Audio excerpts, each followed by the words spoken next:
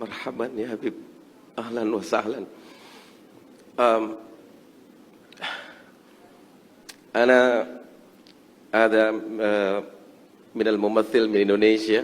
أنا بعد من الممثل من إندونيسيا، وأنا كذلك عندي الولد الآن يدرس في تريم. هذا سنتين هناك. دعوتكم، أنا أريد ولدي يدخل إلى دار المصطفى يا حبيب. دعوتكم يا حبيب. Habib, apa katanya? Dia adalah apa namanya memiliki anak di di Tarim, sedang menuntut ilmu dan berharap anaknya bisa belajar di tempatnya Al Habib Umar. Masya Allah. Oh gitu Pak Ang? Ya. Oh gitu Man. Dahin di Ma'had Al-Idrus ya Habib. Habib, saya bahasa Indonesia aja deh ya. Nah iya gitu. Ya. Kita nggak ngerti Pak Ang. Astagfirullahaladzim. Nggak ngerti. Ya Habib, kami ini entertain yang mungkin dekat sekali dengan kemaksiatan, dengan dosa.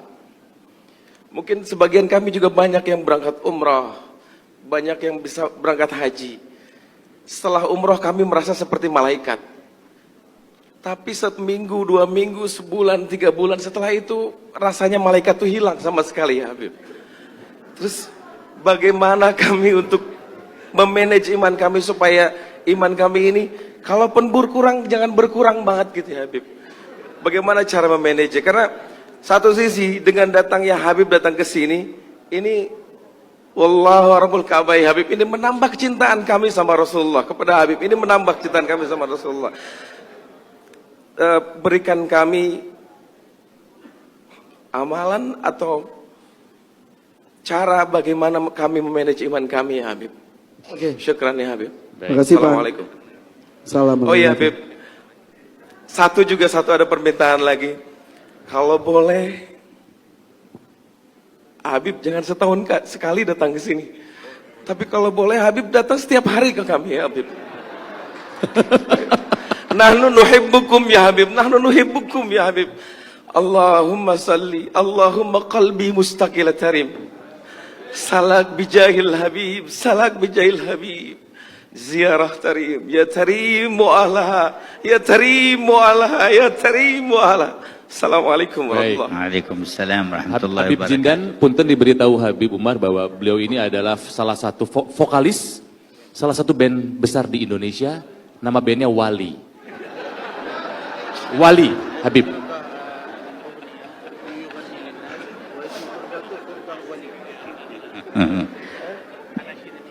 Barakallahu fika wa fi waladik. Amin ya Allah.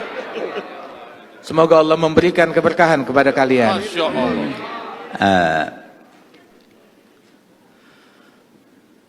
ما ذكرتموه فإن ذاكر الله في الغافلين بمنزلة الصابر في الفارين، والذي يستمسك بطاعة الله في موضع يعصى فيه يكون أجره كبير. Apa yang engkau sebutkan itu disebutkan oleh Rasul Shallallahu Alaihi Wasallam tentang fadilahnya orang yang ingat kepada Allah di tengah khalayak yang lupa kepada Allah Ta'ala. Maka orang yang ingat dan berzikir kepada Allah di tengah khalayak tersebut, itu ibaratnya bagaikan orang yang tetap teguh berjihad di jalan Allah di tengah orang-orang yang kabur melarikan diri daripada perjuangan dan jihad tersebut.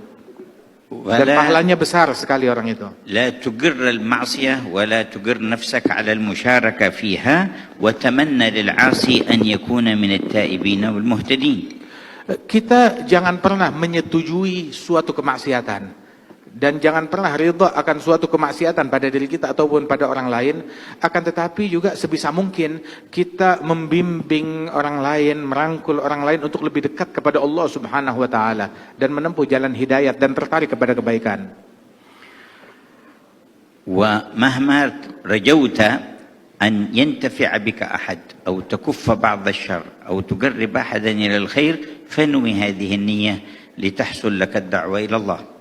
Dan manakala engkau bisa menarik seseorang kemudian ataupun melakukan daripada kebaikan-kebaikan tersebut, niatkan apa yang kita lakukan ini di dalam profesi kita itu menjembatani sebagai media untuk berdakwah di jalan Allah Subhanahu wa taala. وإذا لم يتيسر لك شيء من ذلك وخفت على نفسك فرتب لنفسك ترتيب أن تكون في مكان لا خوف عليك فيه.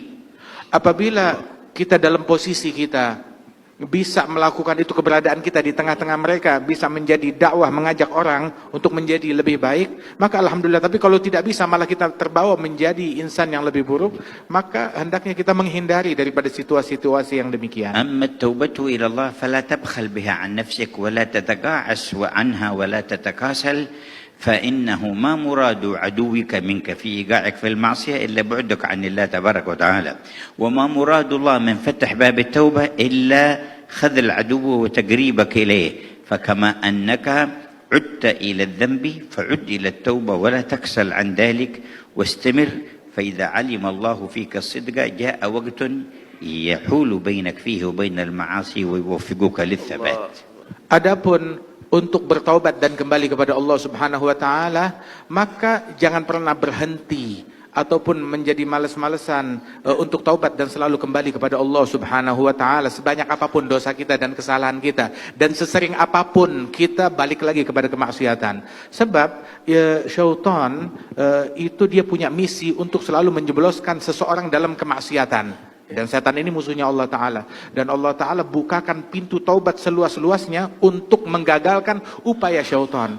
Maka sebagaimana seseorang seringkali berulang kali balik bikin dosa lagi, udah taubat bikin dosa lagi, maka juga bikinlah berulang kali selalu bertaubat kepada Allah Subhanahu wa taala. Sebanyak apapun kita terpuruk dalam kemaksiatan, maka perbanyak selalu taubat kita kepada Allah Ta'ala. كما أراد عدوك أن يخزيك بمعصية ربك فأخزه أنت بالتوبة إلى ربك. Sebagaimana musuh kita syaitan ingin menghinakan kita dengan maksiat kepada Allah, maka hinakan dan kecewakan syaitan dengan kita bertaubat lagi kepada Allah Ta'ala. ولما جاء بعض السفهاء فسب صالحا من الصالحين فقال له هذا صالح لأغيظن من أمرك بسبي أنت في حل وأنت مسامح وغفر الله لك. قال أنا الآن أغضت الذي أمرك بسبي وهو الشيطان.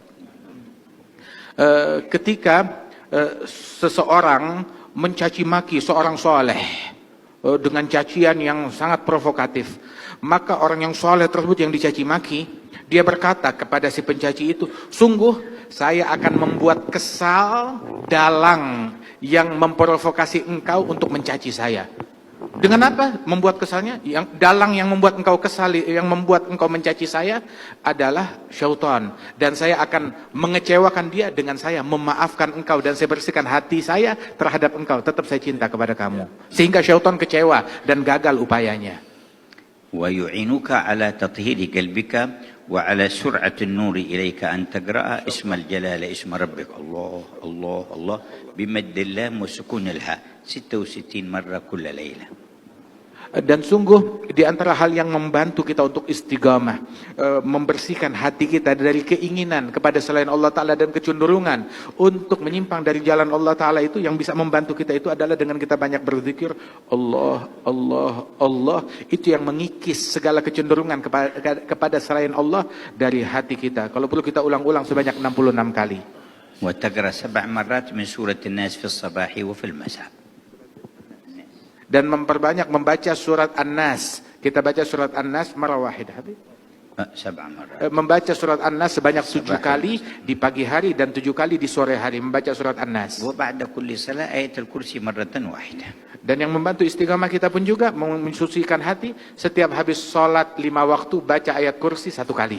ومرحبا بولدك يكمل دراسته في دار العيدروس ويتحول إلى دار المصطفى. Dan Amin. saya menerima anakmu apabila Amin, dia ya sudah Allah. menyelesaikan pelajarannya di Darul Idrus, dia boleh datang kapan waktu ke Darul Mustafa. وأنت في وقت تزور دار المصطفى ويكون حالك أحسن وأحسن. Dan kamu nanti suatu waktu insya Allah bisa datang berziarah ke Darul Mustafa dan keadaanmu insya Allah akan jauh menjadi Amin, ya lebih Allah. baik dan makin dekat lagi.